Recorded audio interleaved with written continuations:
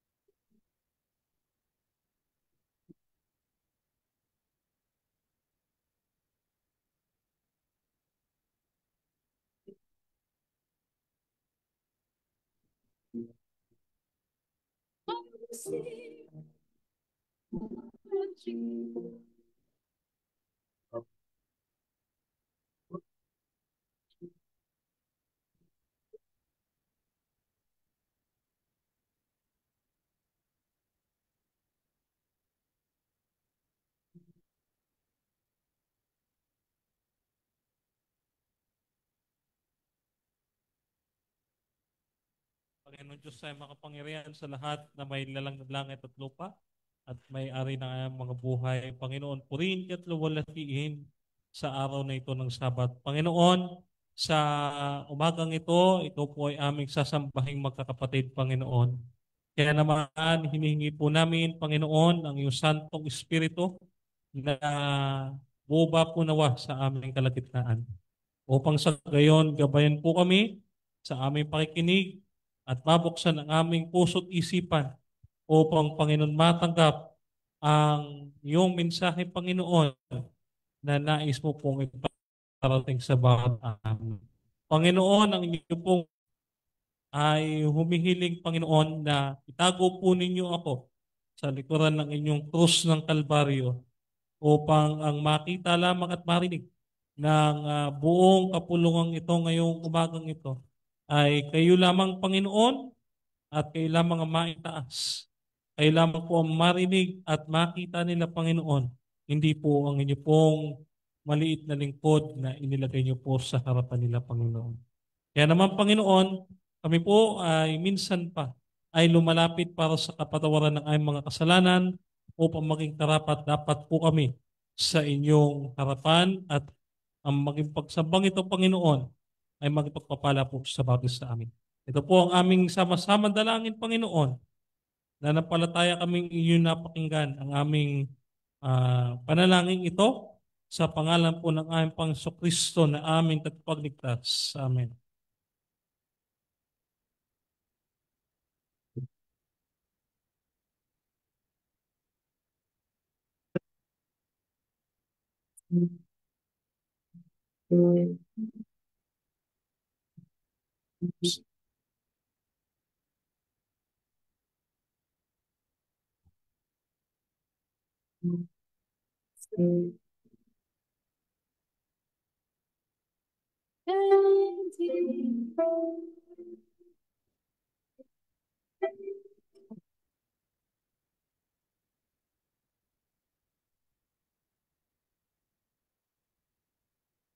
Sa pagpapatuloy ng ating pagsamba, pagpapatuloy tayo nagbigay ng ating ikapatihan at handog.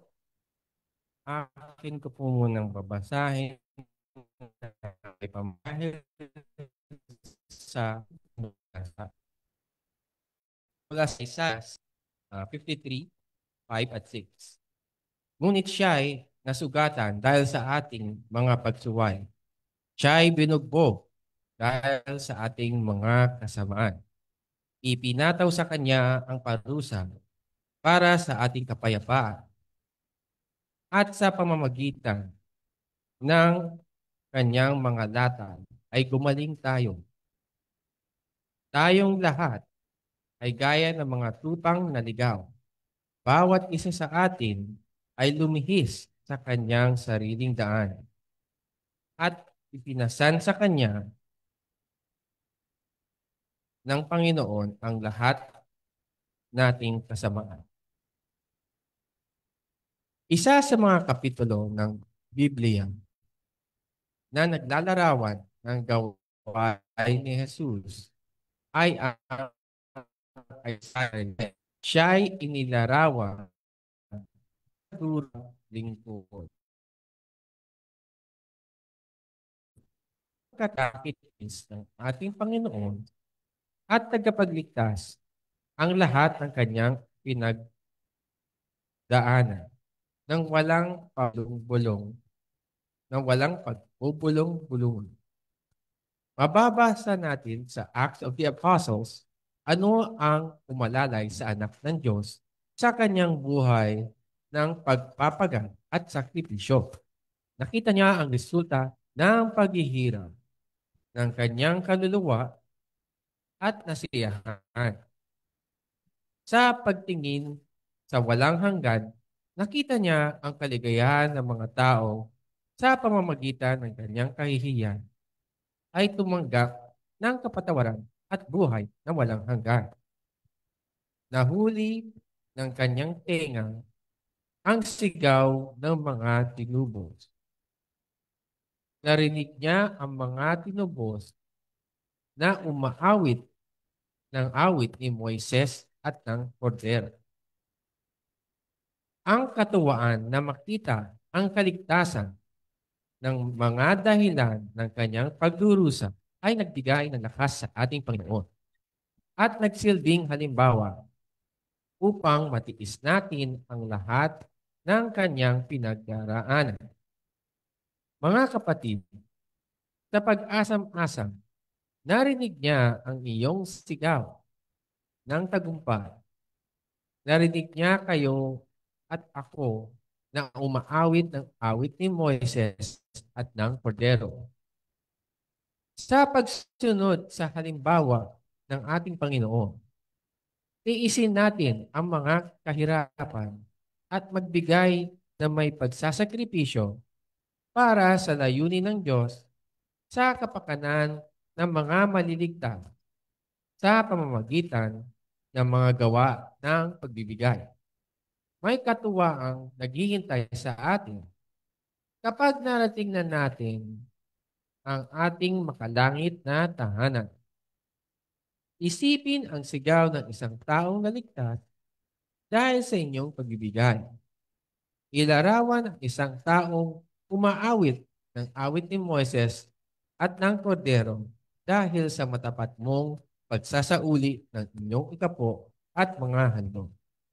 Para sa ating panawagan, magbigay tayo ng iniisip ang hinaharap.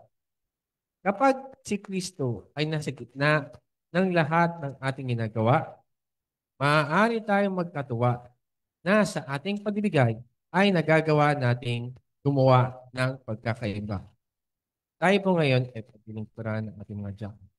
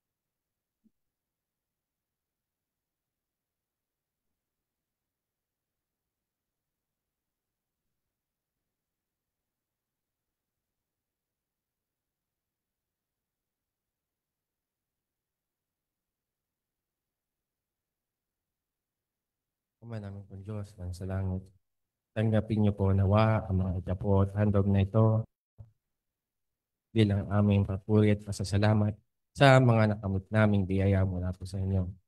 Maspasin niyo po ang mga ito upang magamit na maging karagdagang tulong pinansyal para sa aming bahay-sambahan. Ito po ay dinadala ng sa aming Diyos Ama.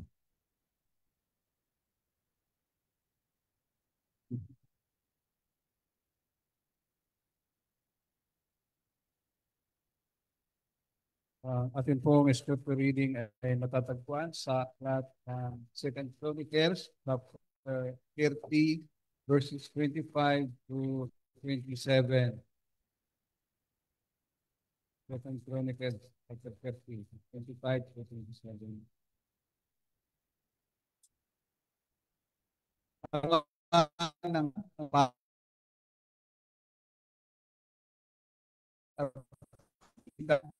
Ng mga dayuhang nagsilabas mula sa lupain ng Israel at ang mga dayuhang naninirahan sa Huda ay nagalak.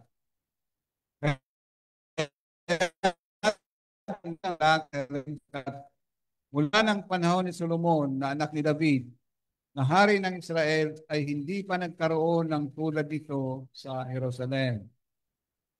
Pagkatapos tumayo ang mga Levita at mga pari at binasbasan ang buong bayan, ang taong bayan, at ang kanilang ay umabot sa tahanan sa langit. Ay po, gilig sa langit kung lahat ay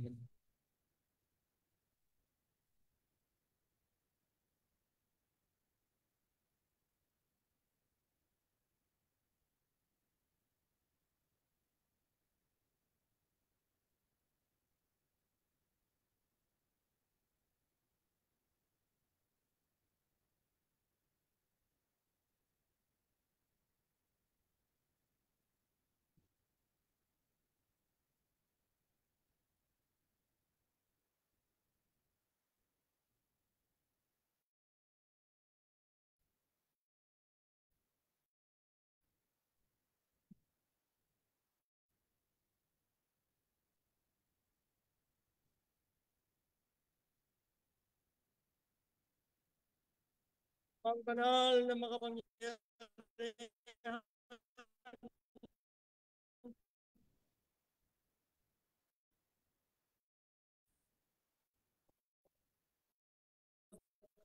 para sa Panginoon na may banal pagkalan sapagkat sa araw na ito, kilala namin at kayo nagpakilalang kayo ang Diyos na makapangyarihan gumawa ng langit at ng lupa. Kaya dahil dito ang inyong bayan at tinanggap ang papalitang niya, inari niyo kaming ganap at kami binilang ninyo sa inyong sambahayan. Ang anak ninyong anak, kaming lahat ay naghihintay na sa pagdating ng aming Panginoon na siyang lumikha, siyang naging manunubos ng sangkatauhan ay magkasala. Ngunit ngayon, O Lord, pinupuri namin kayo, sinasampa namin kayo dahil sa inyong alap na sa halina kami ng kamatayan dahil kasalanan. Tinubos kami. Sinakripisyon nyo ang inyong banal na anak upang kami ay mapatawad sa lahat ng aming mga kasalanan. Nagpupuri kami sa inyo, O Diyos, dahil sa kadakilan ng inyong pag-ibig. Manatili nawa kaming lahat, yung mga anak na narito tumanggap na ng kaligtasan, manatiling nagtatapat sa inyo hanggang sa wakas, upang kung dumating na mapalad na pag-asa ng aming hinihintay na pagdating ng aming tagapagligtas, walang sinumang mawawaglit sa amin, kundi lahat kaming narito, pati ng mga mahal namin sa buhay, lahat ng mga pangalan na nalagay na sa aklat ng buhay ng Kordero, walang sinumang mawawaglit, kundi lahat ay masusupong do'y nakasulat. At sa gayon, lahat ay magmamana ng buhay na walang hanggan at sa inyo magpakailan-kailanman. Sinasampa namin kayo, dinadakila namin kayo sa katotohanan ito. Kaya ngayon, O Lord, tanggapin nawa kami. Maging isang natatanging araw ng Sabat na muli ang araw nito upang patuloy na maakaya ang aming mga puso ang aming mga isip sa katotohanan, ang aming Panginoon ay hindi na magtatagal. Magpapahayag na. Mahanda nawa kami lahat. At sa pamamagitan ng iyong lingkod na gagamitin sana, Panginoon, lalong mading sa amin ang katotohanan ang aming Panginoon na hindi na magluluwat at siya'y darating. Pasangkapan ninyo ang aming speaker na si Brother Santiago upang sa ganon, pahayag na muli sa amin ang katotohanan ng ito. Hinintay namin ang pabalitang ito sa pagbutud ng kapangyarihan ng Espiritu Santo, isang aagapay sa Kanya at mahayag ang katotohanan ng napapanahon. Salamat po, Lord, sa pagdinig niyo sa aming panalangin. Kayo aming pinasasalamatan, pinapupurihan sa pangalan ng iyong bugtong na anak, ang aming Panginoon at tagapagligtas na si Hesus Kristo. Amen.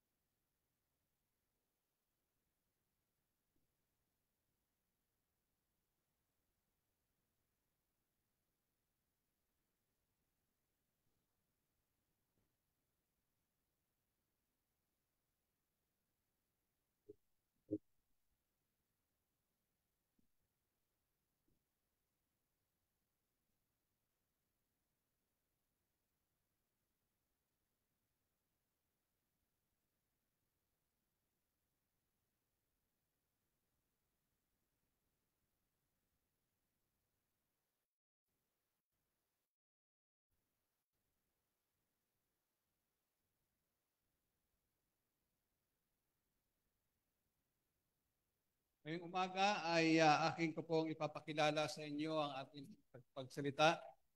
Ito po ay si Brother Edmar Santiago.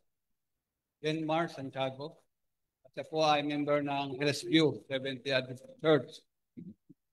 At sa ngayon, ang kanyang profession ay layman. Siya po ay ibig na mag-apply dito sa ating church as layman. Kung lolobin ng Panginoon, siya po ay ating maging lima.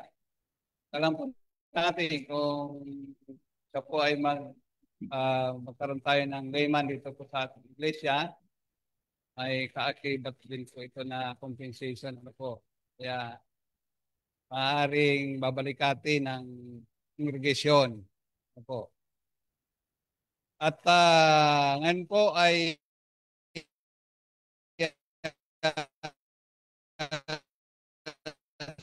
sa speaker. So, ngayon po ay pag-uusapan po ng mga officer ang kanyang pagiging layman. Ano po? So, ano po ang makakapasyahan at kalooban ng Panginoon ay ano ang mangyari. Kaya ngayon, atin na po muna ang pakinggan ng ating pong kapatid, Brother Denmar Santiago, sa kanyang pagbabahagi ng salita ng buhay.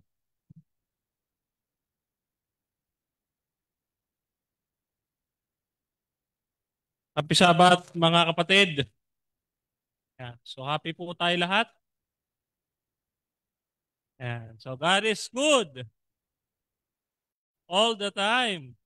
Yan. So first time lang natin ulit dito sa Novaliches.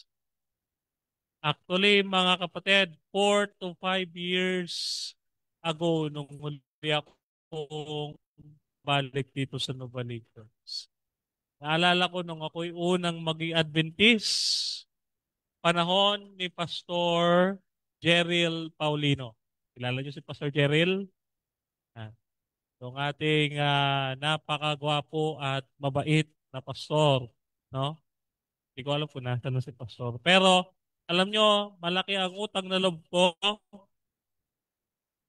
kahit sapagkat nung ako'y ilang buwan dyan ho sa second floor ng Novaliches.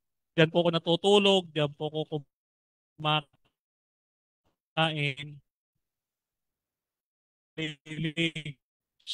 So, 3 niluto lang ko ni Pastor Kevin.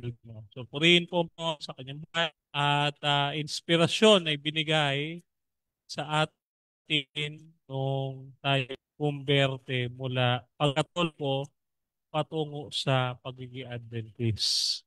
So po, so mga kapatid sa amin, nakita po ninyo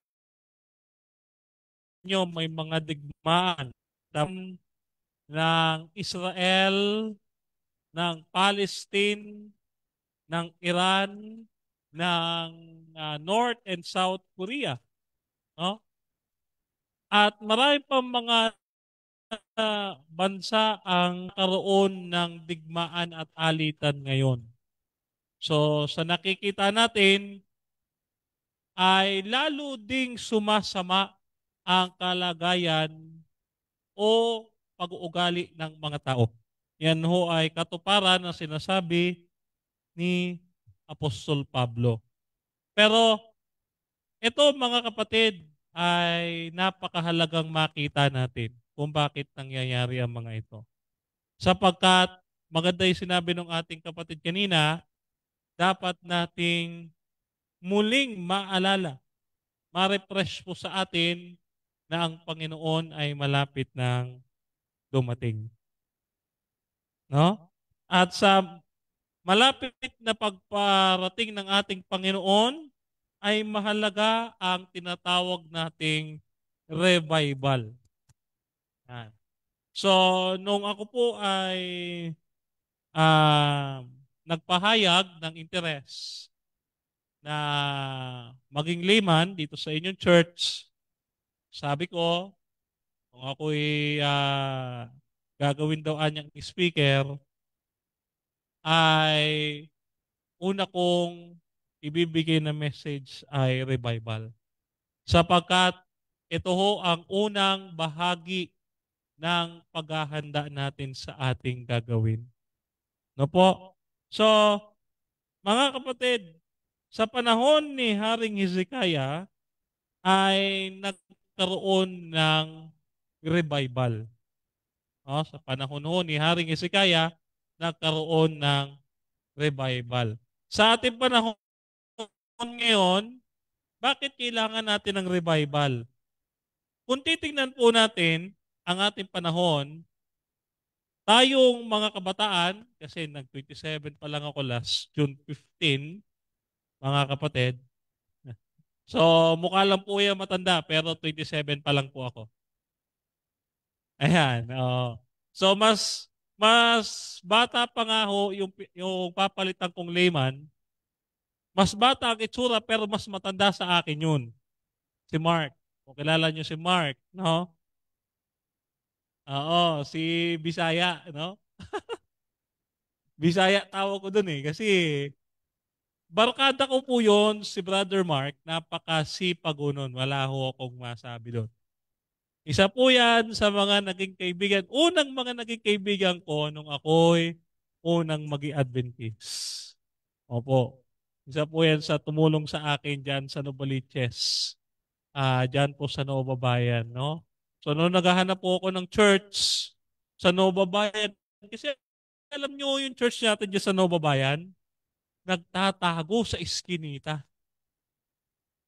Bakit kayo ating mga church ay nagtatago, no, kay Satanas? Ano? So, mga kapatid, sa panahon natin ngayon, tayong mga kabataan ay at tayo din mga young hearts, no? So, hindi ko pwedeng tawagin mga elderly, no? Baka ma-offend. Kaya young hearts na lang, young at hearts, no?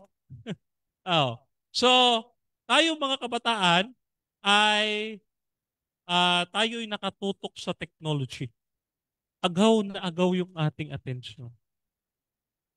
Napakarami, hindi lamang mga youth elder, napapansin ko, ang mahilig sa Mobile Legends. Sa PUBG. Ano ba yung PUBG? Hindi ko rin alam yan. Sa COC. No? So, yung mga online games and lalong-lalo na sa mga tinatangkilik nating mga social media. No?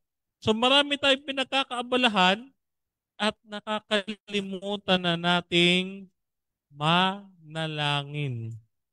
Kaya kailangan po minsan, no, nakakalimot tayo. Isipin po ninyo mga kapatid, kadistrito ko ho ito. Yung mga, ating, kasi taga Marikina ho ako, dito ho sa Antipolo, kung natatandaan ninyo, yung naging aksidente sa Esitex. Mga nanalangin ho yun bago umalis. Oh.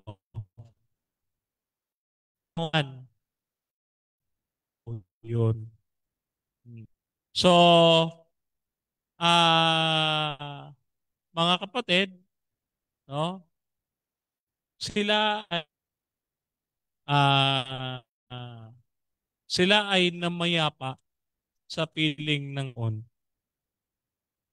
Kaya napakahalaga na tayo kapag kalalabas tayo ng bahay, mananalangin. Baka kasi nakakalimot na po tayo na manalangin sa ating bawat gagawin. No? So, bakit Bible? Okay, basahin po natin ang sinasabi sa Bible. Okay. Ang sabi po sa Bible sa 60, basahin po natin, no? Kaya chapter 60, verses 1 to 2. Ganito sabi, bumangon ka, Jerusalem, at sumikat na tulad ng araw. Liliwanagan ka ng kalwalatian ng Panginoon at mababalot ng kadiliman ng buong daigdig. Ngunit ikaw ay ililiwanagan ng Diyos at mapupuspos ka ng kanyang kaluwalhatian. So nakita natin, ang sabi dito, mga kapatid, ang Jerusalem ay tinatawagan ng Diyos. This is a call to rise. Rise up. No? So, ang sabi dito, ang buong mundo ay mapapasa ilalim ng kadiliman. Sa panahon po natin ngayon,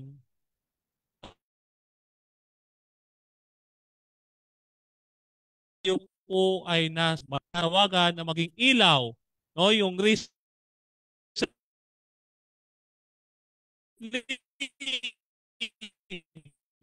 na parang no, or Ted Wilson na yung gaano kahalaga ang pagdidiin ng mga huling kaganapan o yung mga kaganapang binabanggit sa aklat ng Great Controversy na nagkakaroon ng katuparan ngayon.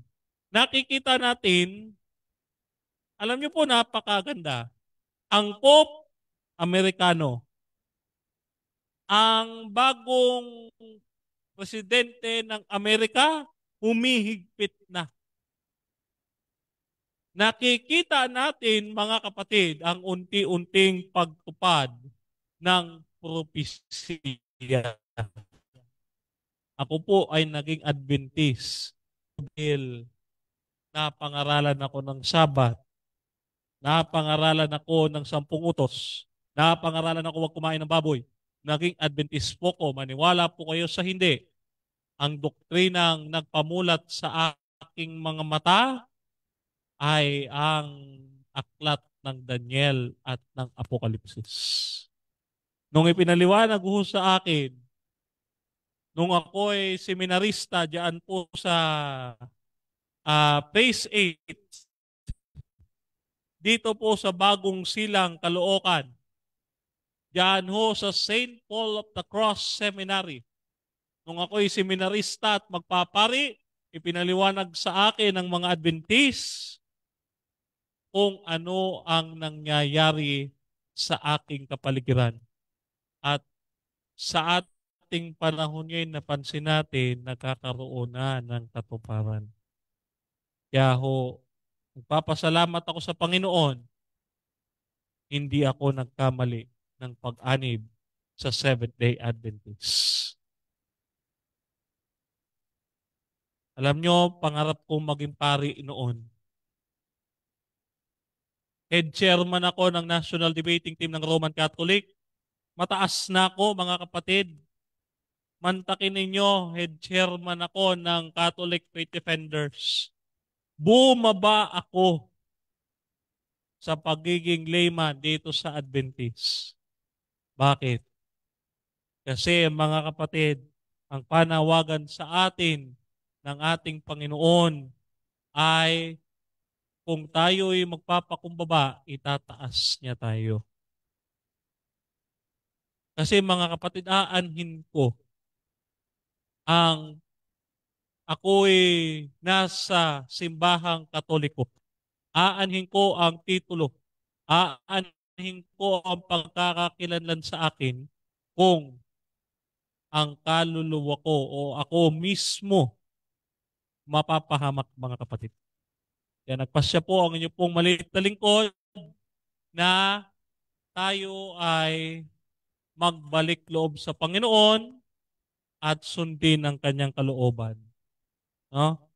So dito, mga kapatid, ay mayroong pitong paghahanda sa tawag ng revival and reformation. Ano po?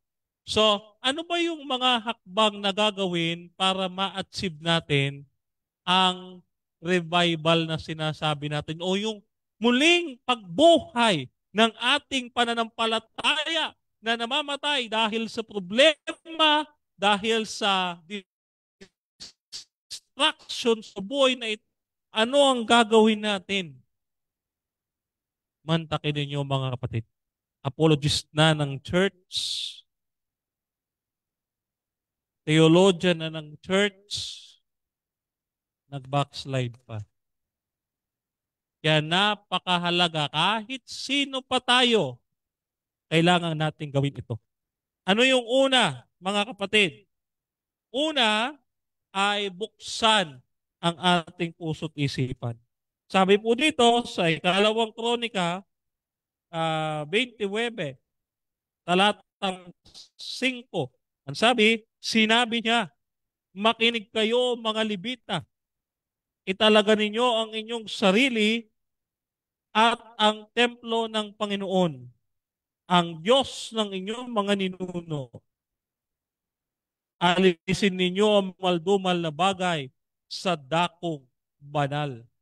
Dito mga kapatid, nananawagan ang ating Panginoon, no, sa pamamagitan ni Hezekiah. Sino ba to si Haring Hezekiah? Isa siya sa mga pinangakuan. Si Haring Hezekiah, isa sa pinangakuan ng Panginoon ito na maging hari ng Israel, no? Kasi sabi ng Panginoon, ayaw nila ako maghari, bibigyan ko sila ng hari, no? So, isa si Haring Hezekiah na ginamit ng Panginoon upang maniwagan sa Israel. Ano ang panawagan niya? No? Italaga ang inyong mga sarili at ang templo ng Panginoon. Paano po ba yung pagtatalaga? Ganito po yan mga kapatid. Priority. Kaya po meron tayo kasabihan sa church, God first. Ito po problema. Darating po tayo, late na. Priority pa po ba si Lord? Pag po ba gano'n ang ating ginawa? Ano? So, yung ating elder kanina, napakagandang tanong eh. Nandiyan na tayo sa labas, pero kung ano-ano pa ang ginagawa natin. Maganda ho yung sinabi ng ating elder kanina. Habang siya'y nananawagan sa atin nung siya'y nagdi-discuss ng Sabbath school, no? So, nandito nga tayo, panay naman tayo cellphone. Panay naman tayo usapan, no? Ng mga walang kabuluhan. Paano po natin tatalaga ang ating sarili kung ang mga bagay na ito ay patuloy pa rin nating ginagawa? Alam nyo mga kapatid, aminado ako. Hindi po kayo nag-iisa dito. Minsan ho, naging speaker ako sa Cavite, no, dahil ho sa sobrang traffic. Alam nyo, hindi ko naman dapat sisihin yung traffic eh. Kasalanan ko sapagkat tanghali na ako nagising. Mantakin ninyo, nagbiyahe ako mga kapatid. Nagbiyahe ako Cubao to Cavite ng ganong kalayo. Anong oras mga kapatid? Dahil ang aking buong akala, Dasmariñas lang yan, malapit lang yan. Mantakin ninyo, dumating ako alas 10 na. Pagdating ko doon, tatayo na lang ako sa pulpito. Ganun ho ako kalate. Oh. So, hindi ho kayo nag-iisa, mga kapatid, sa ganyan. No? So, dapat magkaroon tayo, sabi dito, no? Alisin ninyo ang mga bagay na karumal-dumal sa dakong banal. No? Ibig sabihin, alisin anya natin. Ano ba ang templo ng Diyos sa ating panahon ngayon? Di ba itong ating katawan? Itong ating sarili. Alisin anya natin, lalo na sa ating isipan, yung mga nangaagaw sa atin sa Panginoon. Eh, ano naalala ko nung ako'y magpapari. Sabi ng pare, brothers, lahat ng inyong gamit ay amin na. Yung cellphone, lahat. Alam nyo, sabi nung pare, sa amin. Oh, kung meron kayong girlfriend, amin na rin. Ibig sabihin, iwan nyo na lahat, basta amin na rin. Oh, kung may girlfriend kayo pagpasok sa seminaryo, hindi yan pwede dito. I-surrender nyo na. Oh, kaya gayon din mga kapatid sa atin. No, pagka tayo ay magsisimba, alisin natin ang mga humahadlang kasi ang Panginoon ay seloso. Anong seloso ang Panginoon? Ayaw niya ng may kahati. Kayo ba gusto niyo ng may kahati? Minsan nga, pagkain nga lang pinagdadamot pa natin. Ha? Sa atensyon at oras, ayaw natin ng may kahati. So, ano ang ikalawa na hakbang? Di ba? Una, pagtatalaga ng sarili. Kalawa, pagsisisi. Ikalawang Kronika, Kabanata 29, talatang 10, napagpasyahan kong manumpa tayo sa Panginoon, ang Diyos ng Israel, upang mapawi ang galit niya sa atin. Pag magbibigay tayo ng ating sarili sa Panginoon, dapat tayo magsisi. Kaya nga pagbibigay ng sarili, dahil, mga kapatid, ibig sabihin, hahayaan natin ang Panginoon ang maghari sa ating buhay. Ito problema eh. Kaya hindi po nagiging God first ang Panginoon sa ating buhay. Kasi ang alam lang natin, ang Panginoon ay Panginoon, Diyos at tagapagligtas. Pag tayo nangangaral, tanggapin po ninyo si Jesus bilang inyong personal na Panginoon tagapagligtas. Napakadalang kung marinig na ipatanggap natin sa mga tao, tinatanggap nyo na po ba si bilang inyong hari at kayo ay puti pa saksi ni Jehovah, alam na naghahari na si Kristo ngayon. Karamihan alanin pa siya dumadating. Tandaan natin mga kapatid, sabi ni Apostol Pablo, hanggat hindi sumusuko ang uling kaaway ni Jesus. Sino yun? Tayo. Gusto na ba natin dumating si Jesus, mga kapatid? Gusto na ba natin punta sa langit? Sino ang gustong mauna? Ay nako, sabi ng mga kapatid, sabay-sabay. Sabay-sabay tayo. So, kailangan natin ng pagsisisi. And tanong, paano tayo makapagsisisi? Ang pagsisisi pala, mga kapatid, pag binasa natin yung Acts chapter 16, verse 48, ang pagsisisi pala ay bigay ng Panginoon. So may nagtatanong, Brother Denmar, noon sa ating fundamental beliefs, ibig bang sabihin ang Diyos ang magsisisi para sa akin kasi siya ang nagbigay eh? Hindi. Siya po ang nagbigay, pero tayo ang magsisisi. Ibig sabihin, binibigay ng Panginoon sa atin ang lahat, ang pananampalataya, biyaya, pagsisisi. Ang bahagi ng tao sa kaligtasan ay ang kanyang pagpili. Sabi ng Panginoon, ito ang buhay at ang kamatayan, sumpa at pagpapala. Kaya piliin mo ang buhay. Sabi ng Panginoon, Deuteronomy chapter 30 verse 19.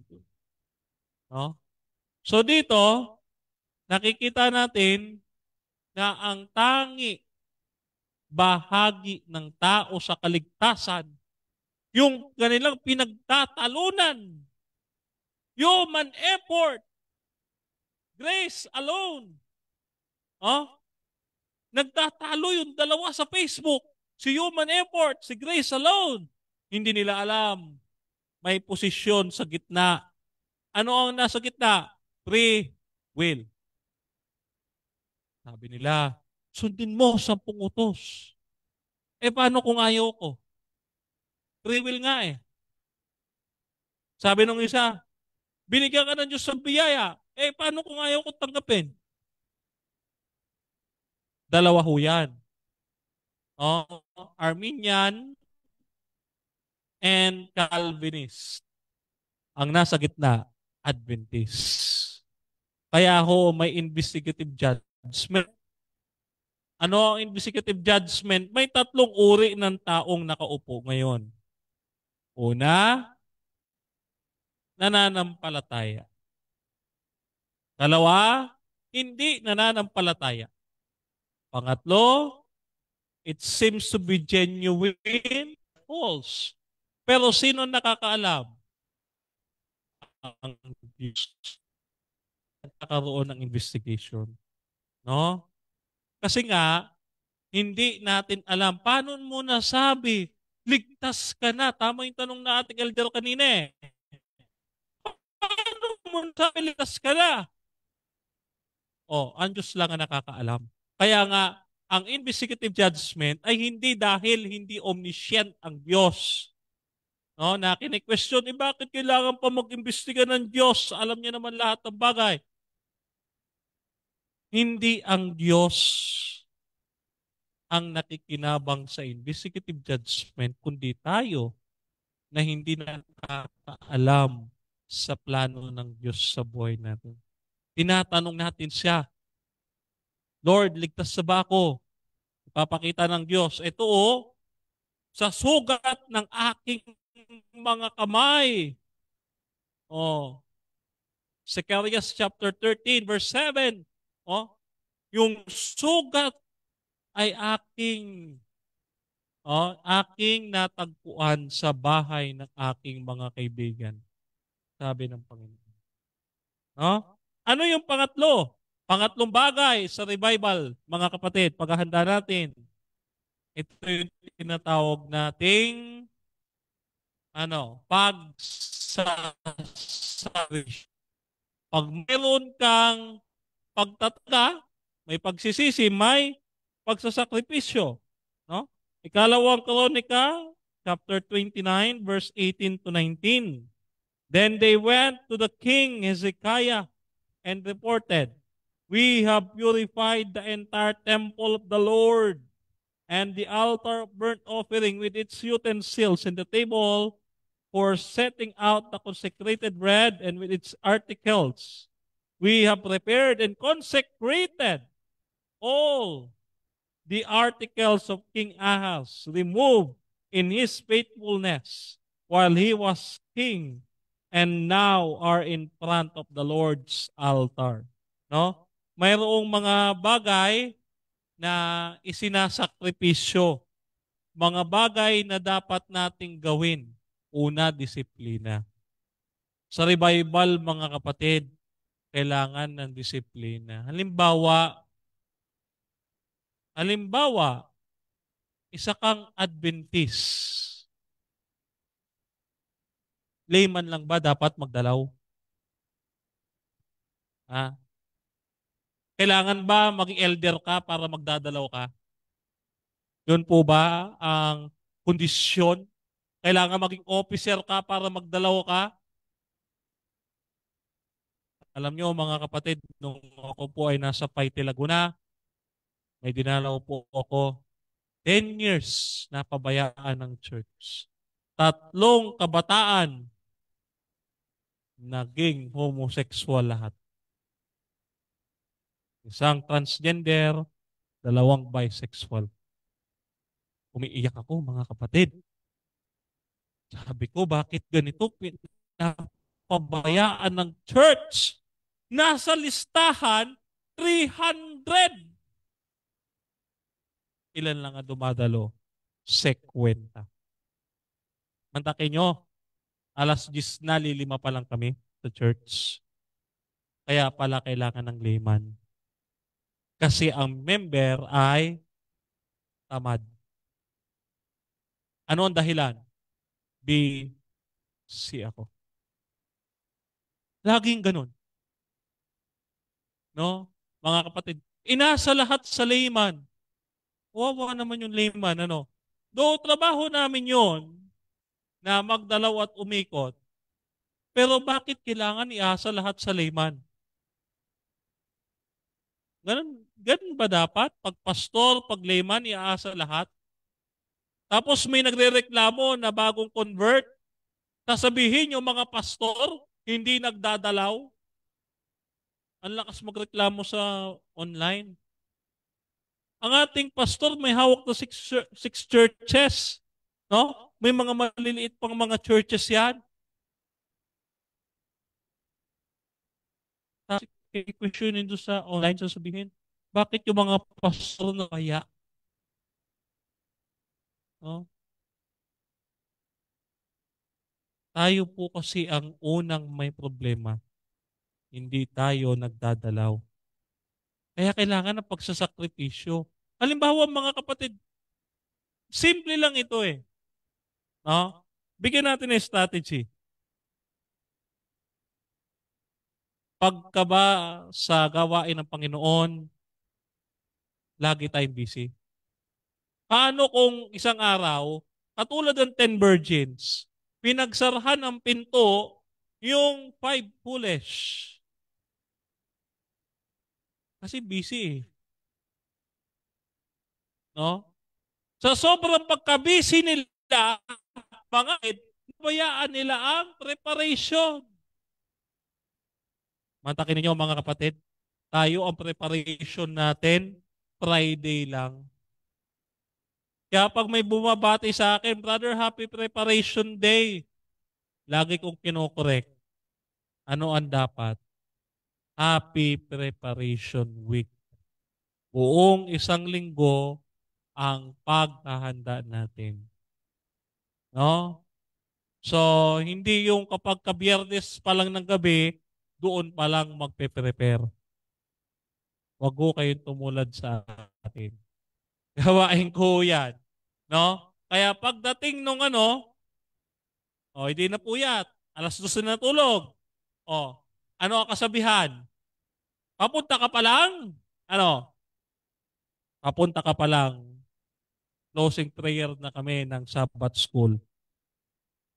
Kaya dapat agahan nating matulog. No?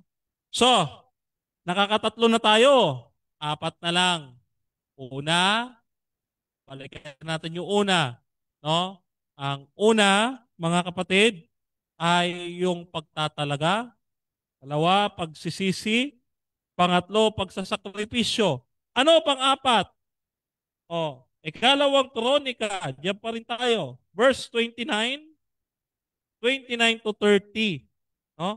Pagkatapos, ang hari naman at ang kanyang mga kasama ang nagpatirapat sumamba sa Diyos. Iniutos ni Haring Ezekias at ng mga pinunong kasama niya ng mga Libita na awitin para sa Panginoon ang mga awit at mapuring ni Haring David.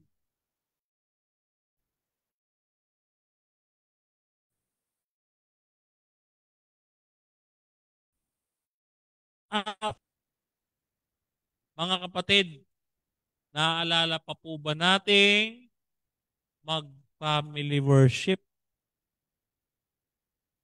Or nanonood na lang ng Batang Quiapo sabay tulog? Ano ba ang ginagawa pa natin? So, pagkagabi ang inaabangan, telenovela eh. Hindi nakaharap dun sa aklat. No? Mga kapatid, eto. Pag po ako naging natangay sa akin, pag may nakita ho ako libro sa bahay ninyo, bawat isa doon bubuklatin natin. Bakit? Ang libro, hindi ho tinatambak yan. Binabasa yan. Katulad ng Sabbath School, hindi ho binabasa yan pag Biyernes lang ng gabi. Tama? Kaya minsan, pagka tayo nagpa-family worship, no, huwag natin kakalimutan, mga kapatid, itong pinaka-fundamental na ito. Huwag natin kalimutan pasalamatan ng Panginoon araw-araw sa ating buhay. Wala lahat itong mga bagay na ito, kung wala ang Panginoon. No? Ikalima, prayer. Hindi nawawala ang prayer. Ikalawang Kronika, chapter 29, verse 18, chapter 30, verse 27. Sabi dito, Hezekiah prayed for them. The priests and the Levites stood them up, and God heard their prayer that reached to the heavens and His holy dwelling. So dito, umabot ang kanilang panalangin sa langit. Hindi bingi ang Diyos. Hindi natutulog ang Diyos, mga kapatid. Pagka tayo nananalangin with faith. Pero minsan may narinig ako, sana. Wag ko tayo mananalangin ng gano'n, yung sana. Bakit? Dahil, mga kapatid, yung word na sana ay yan napakita na wala tayong tiwala sa magagawa ng Panginoon.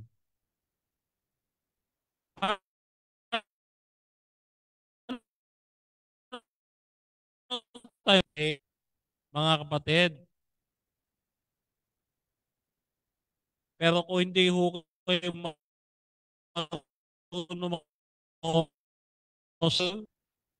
ganun angin. Sabado nyo, ang sabi, amin na nasa langit ka. Ang masama, natutuloy ko na ang gumagawa. Bakit? Ama na sa pader ka, sambahin nawa rebulto mo. Nagbabago yung tono. Pero kapag ka-Adventista magbabasa niyan, Ama namin na nasa langit ka, sa imanan mo. Kaya kung minsan nung ako yung magdadalaw, tawa ng tawa sa akin yung elder na kasama ko. Bakit, Brother Denmar, minamali mo yung prayer? Sabi ko, hindi ho minamali. Minsan ho kasi nadudulas Ama namin na nasa pader ka, sabay nawa rebulto mo. Doon kasi sa Paite, pagawaan ho ng mga malalaking rebulto yan.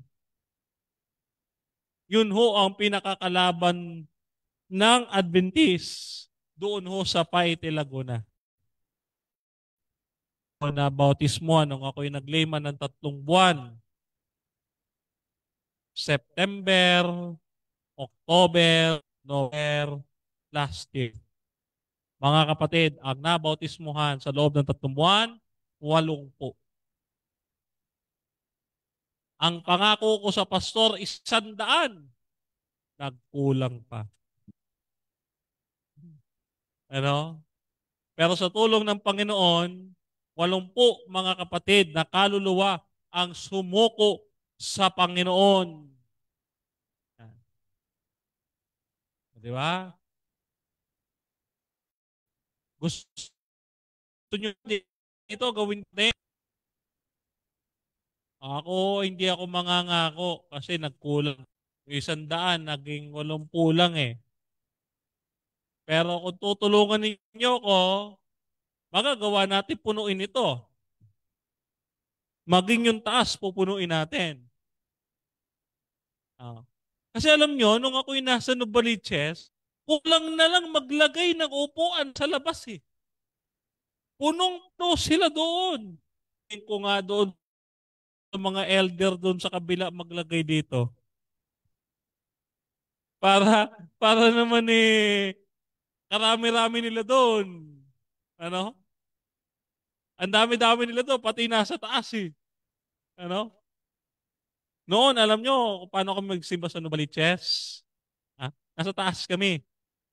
Kasi punong-puno talaga yung nasa baba. Kaya ako, mga kapatid, nung ako yung mag-Adventist, napakasakit ng leeg ko. Mantakin ninyo, ako ay sumisimba, nakatingin doon sa ibaba. Oh, nandun ako sa taas. Sipin nyo, kayo po uupo dito. Oh. Tapos kayo yung naka-yuk-yuk doon. Ah? So, pang-anim is Word of God. No? So, kapag ka tayo ay nagpipray, hindi mawawala yung Word of God. No? Sabi dito sa Ikalawang Kronika, chapter 31, verse 20 to 21, this is what Hezekiah did throughout Judah.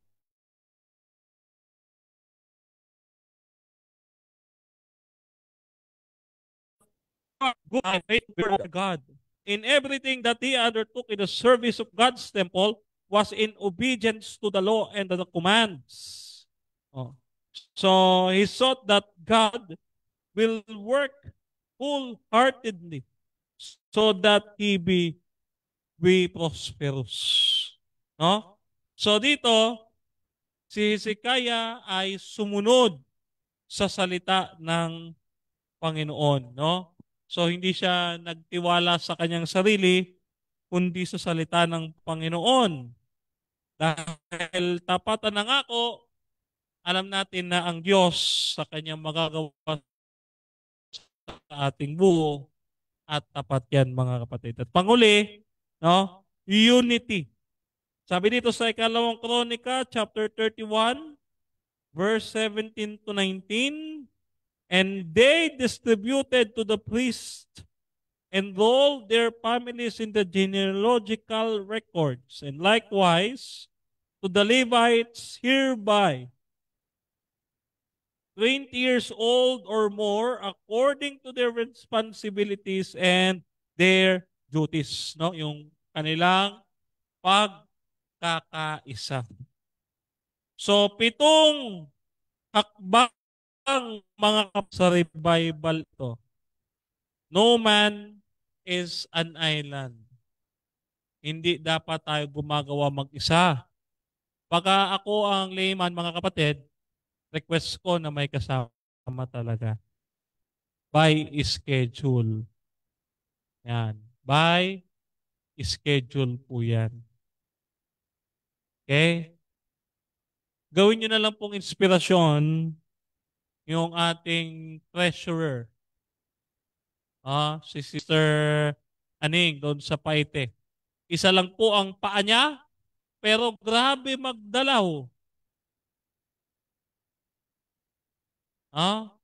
Grabe ho magdalaw yon. Nakakaabot ng 1 kilometro ang lakad.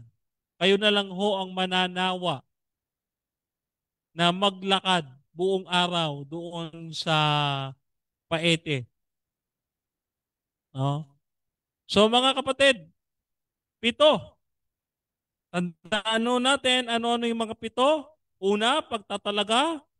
Ikalawa, pagsisisi. Ikatlo, pagsasakripisyo. Pang-4, no, ay praise and worship. Pang-5, prayer. Pang-6, word of God. And pang-7 ay unity o pagkakaisa.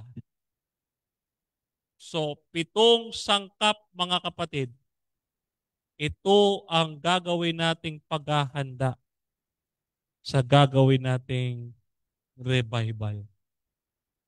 No? Kaya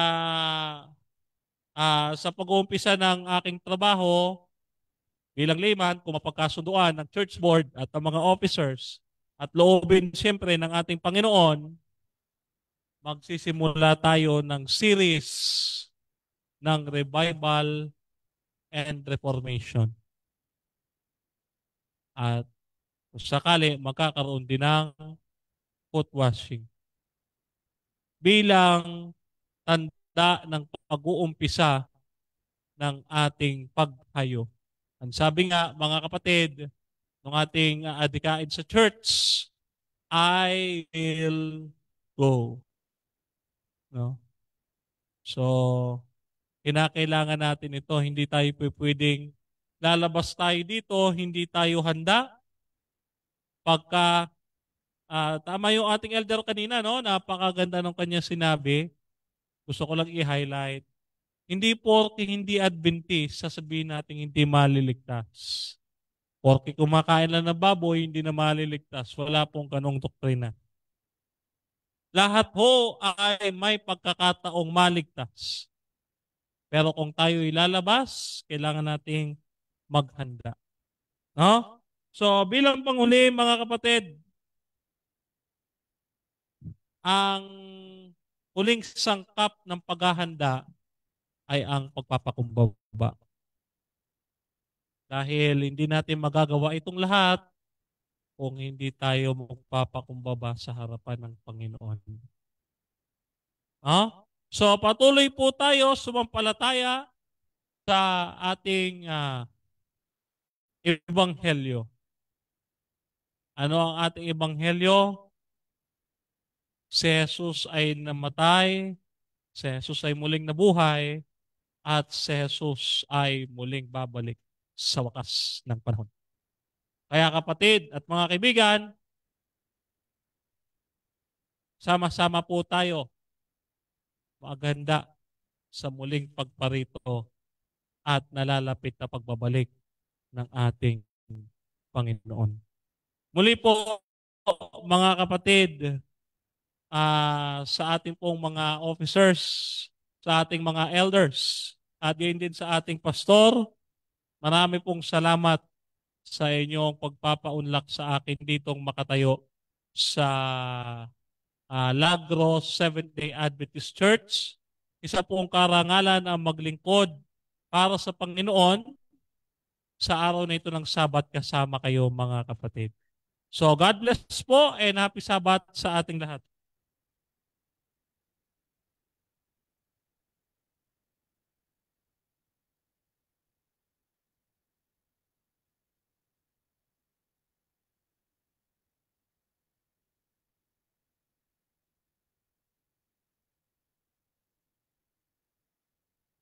For our closing song, let's sing Trust and Obey, SDA Hymnal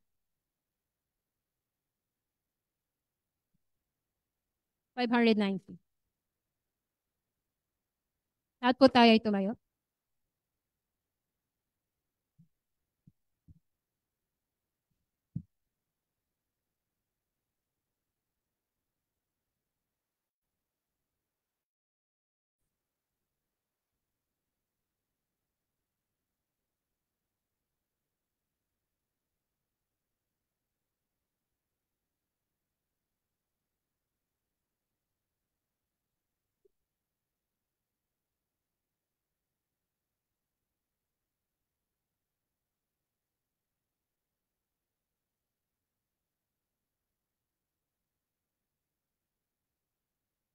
And we walk with the Lord in the light of His He shakes on our way, while we do His good will. He abides with us here, and with all who wish to obey. Trust and obey, for there's no other way.